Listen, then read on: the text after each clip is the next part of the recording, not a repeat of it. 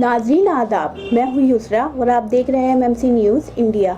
नाज़रीन, अगर आपने अभी तक हमारे चैनल को सब्सक्राइब नहीं किया तो आज ही हमारे चैनल को सब्सक्राइब करें ताकि आप सच्ची और अच्छी खबरें सबसे पहले देख सकें।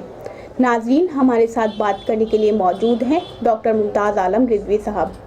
नाज़रीन, आज हम उनसे बात करेंगे अमेरिका में नताई जा रहे हैं, इस बारे में हम कुछ खास बातचीत करेंगे।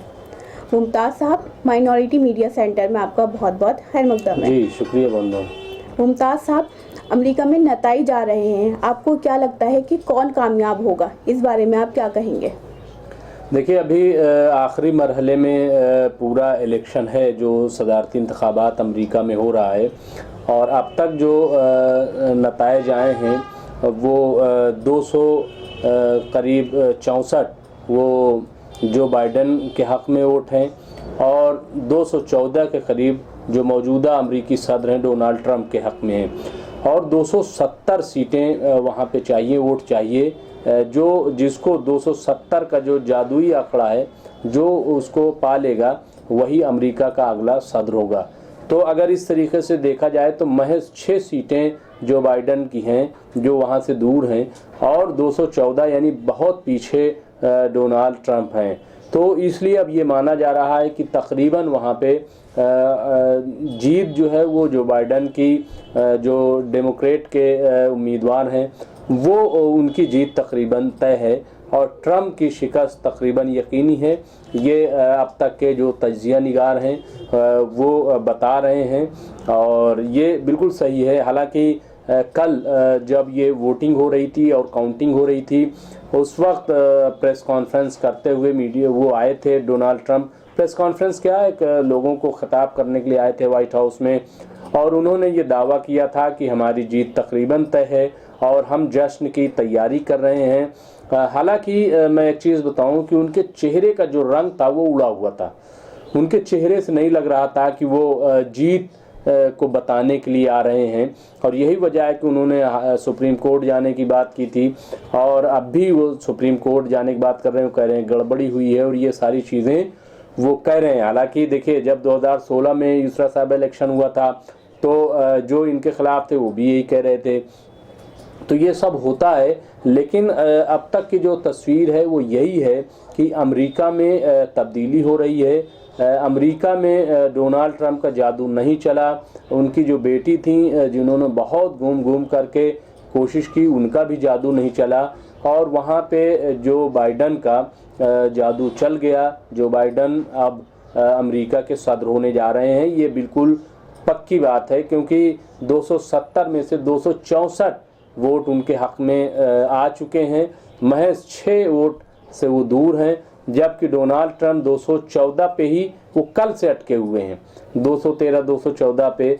तो इसलिए अब मुझे नहीं लगता, बाकी ये है कि जब तक कोई चीज़ फाइनल न हो जाए उस पर बात नहीं कही जा सकती, कोई हतमी बात नहीं कही जा सकती।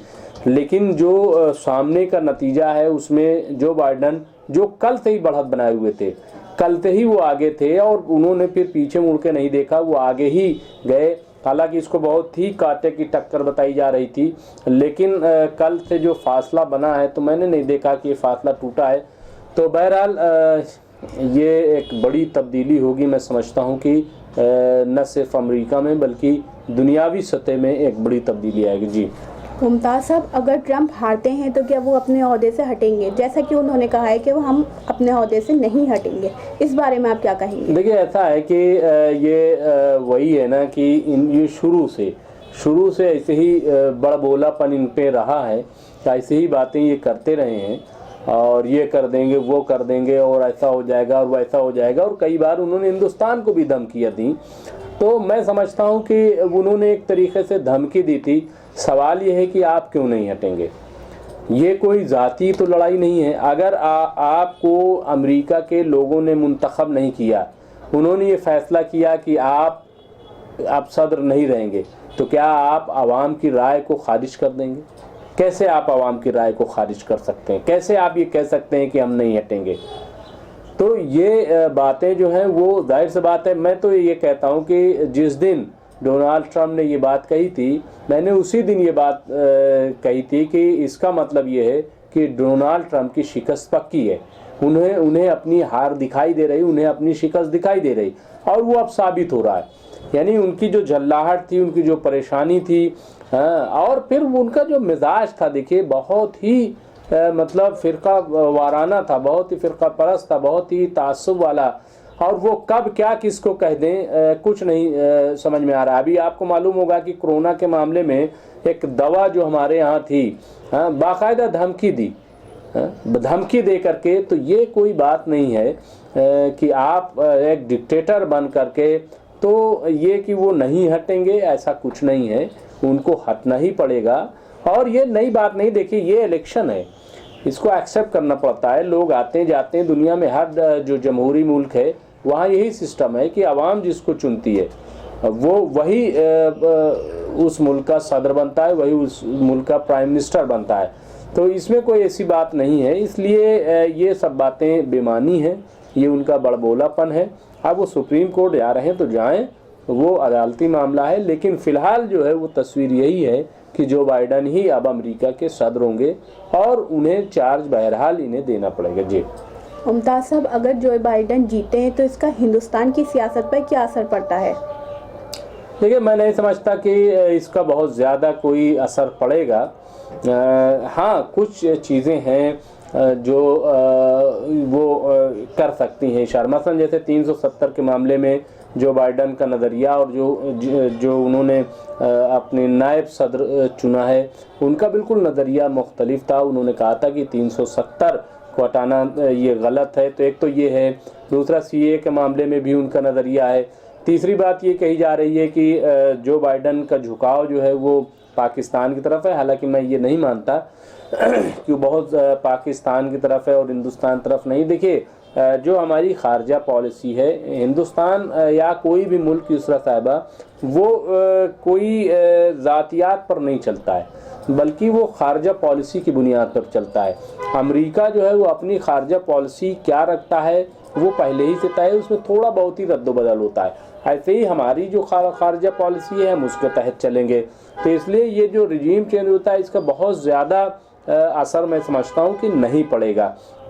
लेकिन ये है कि कुछ चीज़ें तो होती हैं जो तब्दील होती हैं, और फिर जो हमसे गलतियां हुई हैं हो सकता है उसका भी हमें नतीजा भुगतना पड़े, क्योंकि हमने जिस तरीके से डोनाल्ड ट्रंप को हाउडी मोदी कहा, हाउडी प्रोग्राम अमेरिका में हुआ, फिर नमस्ते ट्रंप हिंदुस्तान में हुआ, या और बहुत सारी, तो देखिए ये इसका हो सकता है कुछ इम्पैक्ट पड़े। लेकिन अभी एस जयशंकर जो हमारे वज़ीर ख़ारजा हैं, उन्होंने बिल्कुल साफ कर दिया है कि हमारा जो अमेरिका से ताल्लुक़ है वो वैसे ही रहेगा, ख्वाह ट्रंप वहाँ के सदर बने या जो बाइडन बने, ऐसे ही होता है। देखिए, इसी तरीके से ईरान ने भी कहा कि कोई भी सदर बने उससे हम पर फ़र्क नहीं पड़ता है। तो हमने कहा कि इसका बहुत ज़्यादा इम्पैक्ट नहीं, लेकिन फिर भी कहीं ना कहीं एक असर तो होता है। हर आदमी का अपना नज़रिया होता है, लेकिन अब यूसरा साहिबा देखना ये होगा कि उस नज़रिए पर सदर बनने के बाद जो बाइडन कायम रहते हैं कि नहीं रहते हैं। क्योंकि देखिए, इलेक्शन से पहले आदमी कुछ कहता है, इलेक्शन के बाद उसका नज़रिया कुछ हो जाता है। बहुत सारे मसाइल होते हैं, बहुत सारी चीज़ें होती हैं, उनको सामने रख करके उसको फ़ैसला लेना होता है। तो इसलिए अभी हम बहुत ज़्यादा कुछ इस पर नहीं कह सकते। जी मुमताज़ साहब, बहुत बहुत शुक्रिया। जी शुक्रिया, बहुत बहुत। नाज़रीन, आज हमारे साथ बात करने के लिए मौजूद थे डॉक्टर मुमताज़ आलम रिजवी साहब। नाज़रीन, आज हम उनसे बात कर रहे थे अमेरिका में जो सदारती इंतखाबात हुए हैं उसके नताइज आ रहे हैं, उस पर हम कुछ ख़ास बातचीत कर रहे थे। मुमताज़ साहब से हमने 3 सवाल किए थे, जिसमें पहला सवाल था कि अमेरिका में जो नताइज आ रहे हैं तो उस पर कौन कामयाब होगा। इस पर मुमताज़ साहब ने अपनी राय पेश की। दूसरा सवाल हमने मुमताज़ साहब से किया था कि ट्रंप अगर हारते हैं तो वो अपने ओहदे से नहीं हटेंगे, ऐसा उन्होंने कहा है। इस बारे में मुमताज़ साहब ने तबसरा किया है। तीसरा सवाल हमने मुमताज़ साहब से किया था कि अगर जो बाइडन जीतते हैं तो इसका हिंदुस्तान की सियासत पर क्या असर पड़ता है। इस पर मुमताज़ साहब ने खुसूसी तबसरा किया है। तो नाज़रीन, हम भी हाजिर होंगे कुछ बड़ी खबरों के साथ। तब तक के लिए हमें दीजिए इजाज़त और देखते रहिए MMC न्यूज़ इंडिया, और हमारे चैनल को ज़्यादा से ज़्यादा सब्सक्राइब कीजिए। शुक्रिया। खुदा हाफिज़।